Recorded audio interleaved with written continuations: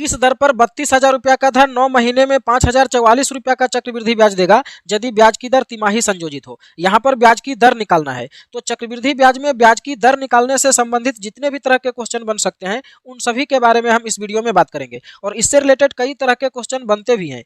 जैसे देखिए ये कह रहा है कि कोई धनराशि चक्रवृद्धि ब्याज की दर से 2 वर्ष में 1460 रुपया तथा 3 वर्ष में 1606 रुपया हो जाता है तो ब्याज की दर क्या है। और क्वेश्चन आप देख सकते हैं, ये कह रहा है कि 4,000 रुपया की राशि किस वार्षिक चक्रवृद्धि ब्याज की दर से 2 वर्ष में 5290 रुपया हो जाएगी। तो दर निकालने से संबंधित जितने भी तरह के क्वेश्चन बन सकते हैं चक्रवृद्धि ब्याज में उन सभी के बारे में हम इस वीडियो में बात करेंगे और ऐसा टेक्निक बताएंगे कि इस तरह के किसी भी सवाल को आप 4-5 सेकंड में सोल्व कर सकते हैं। आपको केवल इस वीडियो को लास्ट तक देखना है बिना स्किप किए हुए। तो आइए शुरू करते हैं। नमस्कार दोस्तों, मैं हूं ओंकार कुमार और आप देख रहे हैं मैथ्स ब्राउज़र यूट्यूब चैनल।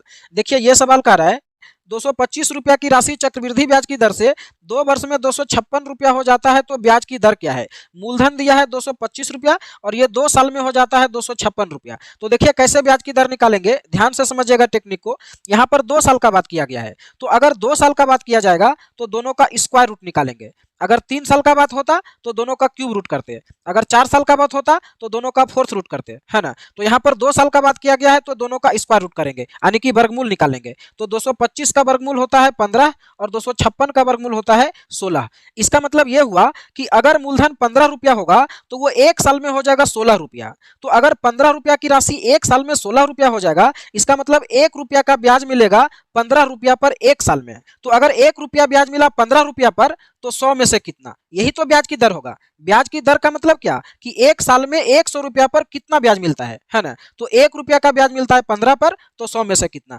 यही ब्याज की दर हो जाएगा। तो इसको सोल्व करेंगे तो देखिए 3 पचे 15 और इसको काटेंगे 20 पचे 100, तो ये हो गया 20/3 और 20/3 का मतलब होता है 62/3%। तो 62/3% आंसर आ जाएगा। हम उम्मीद करते हैं कि आप इस प्रोसेस को बहुत अच्छे से समझ पाए होंगे और अगर नहीं समझ में आया तो अगले क्वेश्चन में समझ में आ जाएगा। अगला क्वेश्चन कह रहा है चक्रवृद्धि ब्याज की दर से कोई धर्म धर्म धर्म कहां से आ गया, धर्म नहीं, यहाँ पर धन होगा, टाइपिंग मिस्टेक हुआ है। चक्रवृद्धि ब्याज की दर से कोई धन 3 वर्ष में 8 गुना हो जाता है तो ब्याज की दर ज्ञात करें। यहाँ पर ना तो मूलधन दिया है ना ही मिश्रधन दिया है, केवल बोला है कि 8 गुना हो जाता है। इसका मतलब अगर मूलधन 1 रुपया होगा तो वो 3 साल में 8 रुपया हो जाएगा, क्योंकि 8 गुना बोला है तो ये 3 साल में होता है। तो 1 साल में कितना होगा, इसके लिए दोनों का क्यूब रूट करना पड़ेगा, है ना, क्योंकि 3 साल बोला है। तो 1 का क्यूब रूट होता है 1 और 8 का क्यूब रूट होता है 2। इसका मतलब अगर मूलधन 1 रुपया होगा तो वो 1 साल में हो जाएगा 2 रुपया। इसका मतलब 1 साल में 1 रुपया ब्याज मिला है 1 रुपया पर, तो 100 में से कितना, यही हो जाएगा रेट ऑफ इंटरेस्ट। तो ये कितना हो जाएगा 100%। तो 100% आंसर आ जाएगा सी ऑप्शन। ऐसे भी आप देख सकते हैं कि 3 ही साल में 8 गुना हो जा रहा है, इसका मतलब ब्याज की दर बहुत ज्यादा होगा, तो वो 100% होगा। अब देखते हैं अगले सवाल को।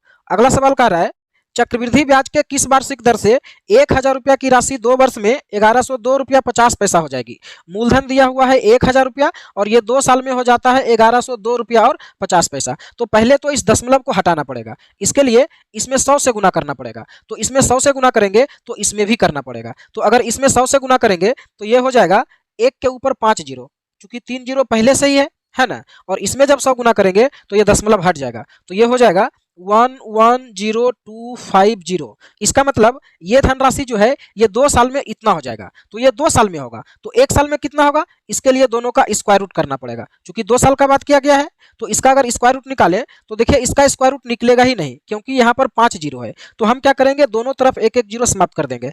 अगर बड़ा नंबर दिया रहे तो दोनों तरफ आप काट छाट के छोटा कर सकते हैं, कोई दिक्कत नहीं। अब देखिए दोनों का स्क्वायर रूट निकल जाएगा। तो यहाँ पर देखिए 1 के ऊपर 4 जीरो है तो इसका स्क्वायर रूट निकालेंगे तो 1 के ऊपर 2 जीरो आ जाएगा, यानी 100 आ जाएगा। और इसका स्क्वायर रूट निकालेंगे तो 105 आएगा। 105 का जब स्क्वायर करेंगे तो ये नंबर आ जाएगा। इसका मतलब ये हुआ कि अगर मूलधन 100 रुपया होगा तो वो 1 साल में हो जाएगा 105 रुपया। तो ब्याज कितना होगा, 5 रुपया। तो अगर 100 रुपया पर 5 रुपया का ब्याज मिला तो ब्याज की दर क्या होगा, 5%।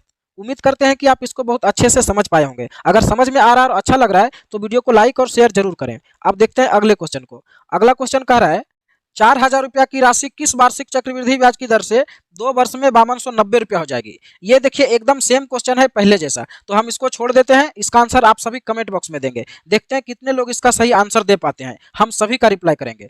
अब देखते हैं नेक्स्ट क्वेश्चन को। ये कह रहा है कि कोई धन 3 वर्ष में 4,000 रुपया और 5 वर्ष में 4410 रुपया हो जाती है, तो चक्रवृद्धि ब्याज की दर क्या है। अब ये क्वेश्चन जो है देखने से लग रहा है कि अलग टाइप का क्वेश्चन है, लेकिन ये अलग टाइप का नहीं, उसी टाइप का क्वेश्चन है। कैसे, देखिए, अगर 3 साल में 4,000 रुपया और 5 साल में 4410 रुपया होता है, इसका मतलब क्या हुआ कि अंतिम 2 साल में 4,000 रुपया जो है वो 4410 रुपया हो जाता है। क्योंकि स्टार्टिंग से 3 साल में होता है 4,000 रुपया और स्टार्टिंग से 5 साल में होता है 4410 रुपया। इसका मतलब लास्ट के 2 साल में 4,000 रुपया जो है वो 4410 रुपया हो जाता है। इसका मतलब अगर प्रिंसिपल 4,000 रुपया होगा तो ये 2 साल में हो जाता है 4410 रुपया। तो ये 2 साल में होता है, तो 1 साल में क्या होगा, इसके लिए दोनों का स्क्वायर रूट लेना पड़ेगा, यानी कि वर्गमूल करना पड़ेगा। तो इसका वर्गमूल क्या होगा, तो इसका वर्गमूल तो होगा ही नहीं, क्योंकि 3 जीरो है, तो हम क्या करेंगे, दोनों में एक एक जीरो समाप्त कर देंगे। तो 400 का वर्गमूल हो जाएगा 20 और 441 का हो जाएगा 21। इसका मतलब ये हुआ कि अगर मूलधन 20 रुपया होगा तो वो 1 साल में हो जाएगा 21 रुपया। तो ब्याज कितना होगा, 1 रुपया कितना पर, 20 रुपया पर। तो 1 रुपया ब्याज अगर 20 रुपया पर हुआ तो 100 पर कितना, यही हो जाएगा रेट ऑफ इंटरेस्ट। तो इसको सोल्व करेंगे तो 5 बार में कट जाएगा, तो 5% आंसर आ जाएगा। इसी टाइप के एक और क्वेश्चन को देखते हैं। अगला क्वेश्चन है, कोई धनराशि चक्रवृद्धि ब्याज की दर से 2 वर्ष में 1460 रुपया तथा 3 वर्ष में 1606 रुपया हो जाता है, तो ब्याज की दर क्या है। तो अगर 2 साल में 1460 रुपया और 3 साल में 1606 रुपया होता है, इसका मतलब क्या हुआ कि लास्ट के 1 साल में 1460 रुपया जो है वो 1606 रुपया हो जाता है। कैसे, देखिए, मान लीजिए ये है प्रिंसिपल, तो ये 2 साल में हो जाता है 1460 रुपया, कितना दिन में, 2 साल में। और फिर यही प्रिंसिपल 3 साल में हो जाता है 1606 रुपया। तो इन दोनों के बीच में कितना का गैप है, 1 साल का। क्योंकि यहां से यहां तक है 3 साल और ये है 2 साल, तो ये कितना बचा, 1 साल, यानी कि 1 साल में 1460 रुपया 1606 रुपया हो जाता है। तो ब्याज कितना होगा, दोनों को माइनस कर दीजिए। तो माइनस करने से देखिए कितना हो जाएगा, 6 और 10 में से 6 जाएगा 4 और इधर बचेगा 1, तो 146 रुपया इंटरेस्ट होगा। यहाँ पर स्क्वायर रूट या क्यूब रूट कुछ भी नहीं करेंगे, चूंकि एक ही साल में हुआ है ना। तो 146 रुपया इंटरेस्ट हुआ कितना पर, 1460 पर। तो 146 रुपया इंटरेस्ट अगर 1460 पर हुआ तो 100 में से कितना, तो ये देखिए 10 बार में कट जाएगा और इससे फिर ये 10 बार में कट जाएगा, तो 10% आंसर आ जाएगा। देखते हैं नेक्स्ट क्वेश्चन को। अगला क्वेश्चन है, किस दर पर 32,000 रुपया का धन 9 महीने में 5,044 रुपया का चक्रवृद्धि ब्याज देगा यदि ब्याज की दर तिमाही संयोजित हो। अब ये क्वेश्चन भी देखिए लग रहा है कि अलग टाइप का क्वेश्चन है, लेकिन ये भी उसी टाइप का क्वेश्चन है। कैसे, देखिए, मूलधन दिया हुआ है 32,000 रुपया और 9 महीना में ब्याज होता है 5,044 रुपया, यानी कि 9 महीना में टोटल पैसा हो जाएगा 37,044 रुपया। 32,000 में 5,044 को जोड़ दिए। अब देखिए, टाइम दिया हुआ है 9 महीना और ब्याज लगता है तिमाही। तिमाही का मतलब होता है कि हर 3 महीना के बाद ब्याज लगेगा। तो 9 महीना में कितना बार ब्याज लगेगा, 3 बार, यानी कि 3 बार ब्याज लगने के बाद 32,000 रुपया जो है ये हो गया 37,044 रुपया। तो ये 3 बार ब्याज लगने के बाद हुआ। तो अगर 1 बार ब्याज लगेगा तो कितना से कितना होगा, इसके लिए दोनों का क्यूब रूट करना पड़ेगा, है ना, क्योंकि 3 बार ब्याज लगा है।